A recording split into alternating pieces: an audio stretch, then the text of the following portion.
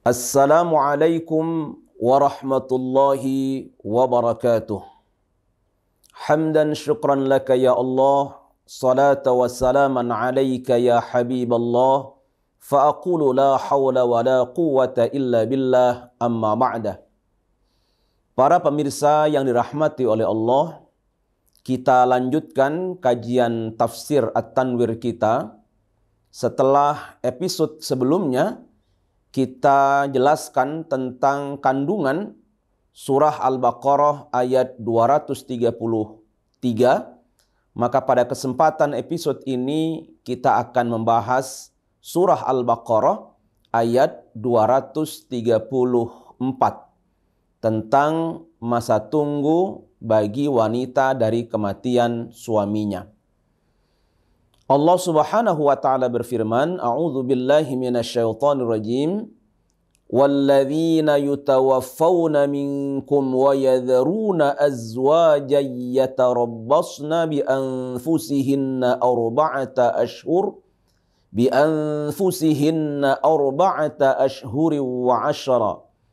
فَإِذَا بَلَغْنَ أَجَلَهُنَّ فَلَا جُنَاحَ عَلَيْكُمْ فِيمَا فَعَلْنَ فِي أَنفُسِهِنَّ بِالْمَعْرُوفِ وَاللَّهُ بِمَا تَعْمَلُونَ خَبِيرٌ.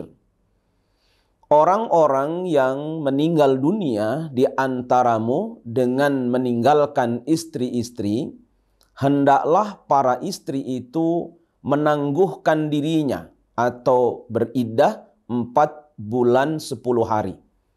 Kemudian apabila telah habis idahnya, maka tiada dosa bagimu atau para wali membiarkan mereka berbuat terhadap diri mereka menurut yang patut.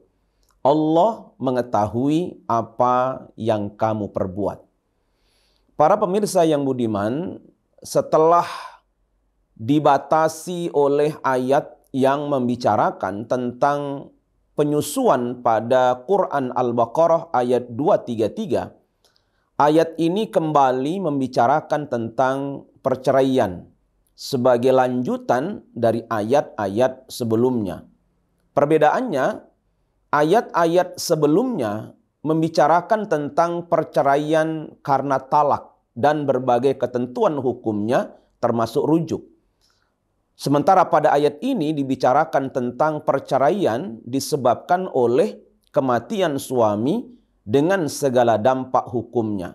Seperti keharusan istri beridah selama 4 bulan 10 hari dan aturan yang harus dipatuhinya selama masa iddah itu. Menurut Wahbah Az-Zuhaili, Allah menjelaskan bahwa iddah talak dan iddah wafat itu berbeda.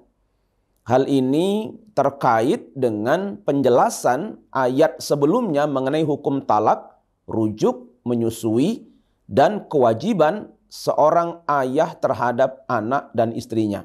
Nah, dengan demikian, status iddah talak dan iddah wafat sangat jelas.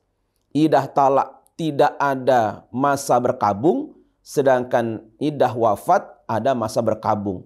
Sebagaimana dinyatakan dalam firman Allah, walladzina yutawaffawna minkum wa yadharuna azwajan yatarabbasna bi anfusihinna arba'ata ashhuri wa 'ashra. Nah, yang dimaksud dengan kata yatarabbasna yang artinya hendaklah mereka menunggu pada ayat ini adalah yata'addadna yang artinya mereka beriddah.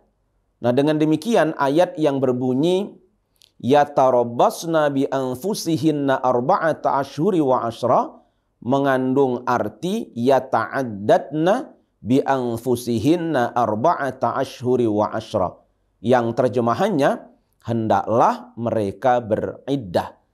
Jadi ayat ini menjelaskan tentang masa iddah wanita yang ditinggal mati oleh suaminya, yaitu 4 bulan 10 hari. Dalam ayat tersebut juga digunakan kata yatarabbasna dan tidak digunakan kata yata'addadna. Itu dimaksudkan untuk penekanan atas upaya menunggu dengan menahan diri, tidak hanya sekedar menghitung hari. Jadi pemakaian kata serupa juga dipergunakan pada ayat sebelumnya, yaitu pada ayat 228 di surat Al-Baqarah ini tentang idah talak yang berbunyi wal mutallaqatu yatarabbasna bi anfusihinna thalathata quru.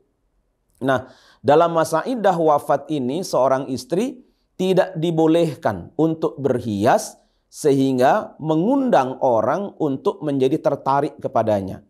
Kemudian tidak dibenarkan pula keluar dari rumah kecuali untuk keperluan yang sangat mendesak dan tidak dibolehkan menerima pinangan serta menikah.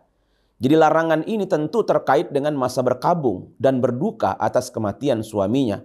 Jadi ini dilakukan sebagai penghormatan kepada suami dan keluarganya. Nah, para pemirsa yang dirahmati oleh Allah, mungkin ini singkat penjelasan dari surah Al-Baqarah ayat 234. Mudah-mudahan ada manfaatnya buat kita dan akan kita lanjutkan pada episode berikutnya. Assalamualaikum warahmatullahi wabarakatuh.